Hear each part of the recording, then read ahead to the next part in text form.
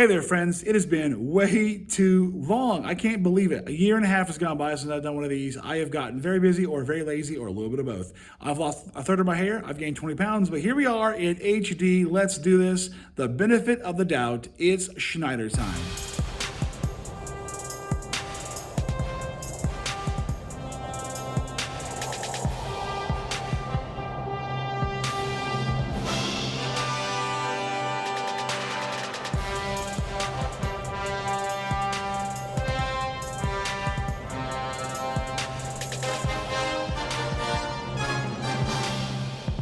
The benefit of the doubt. What does that mean? What does that entail? Let me explain very quickly by talking about my dog Darby.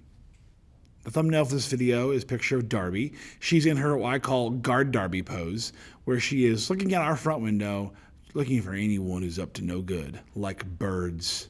Darby hates birds and cats and other dogs and people and cars and our trash can and the wind.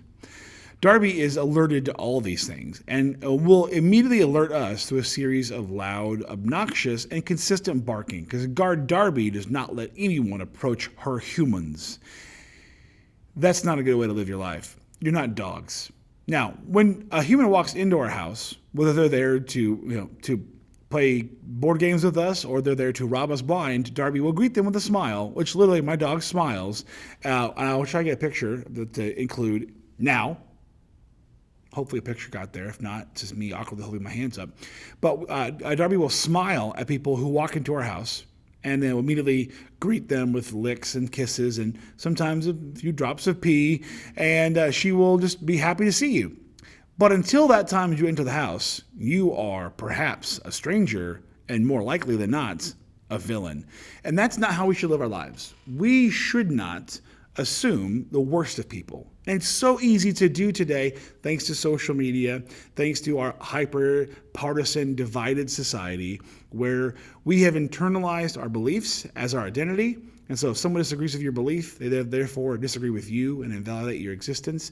And that can feel terrible. And it's understandable to be upset about those facts and that treatment from some people. However, when we engage in demonization of our fellow Americans, we invalidate the common good. We bring tension into our society and we make it harder and harder to bridge gaps, find common ground, communicate, evolve, and change together.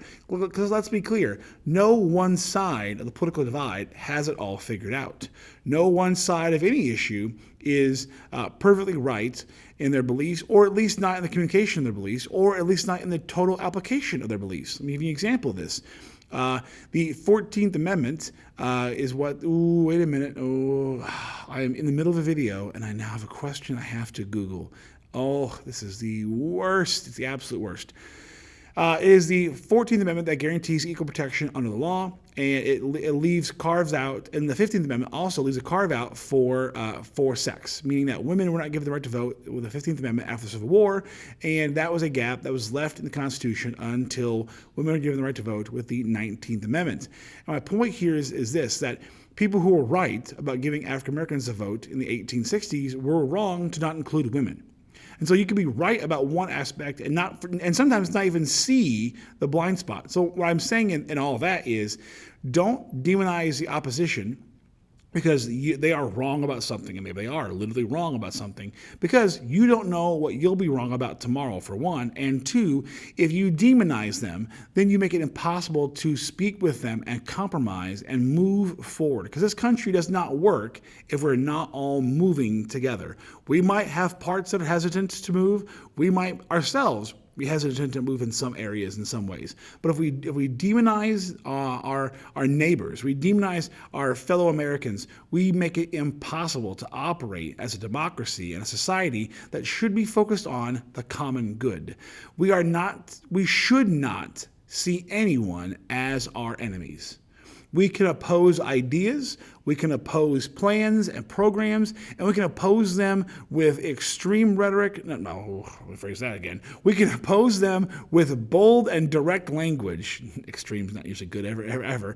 We can oppose them with bold and direct language. We can decry them as wrong and immoral when that suits the moment. But what we cannot do is assume the worst of people. Maybe their idea is terrible.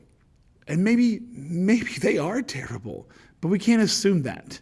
If people are bad, if they have bad intent or bad motives, let them prove that. Don't assume it until they've proved it. Darby is always assuming people have bad intent until they walk across our threshold. And then she just forgets all that nonsense. But you, as a person, as a human being, have to do better. You have to assume the best of people because you desperately want people to assume the best of you.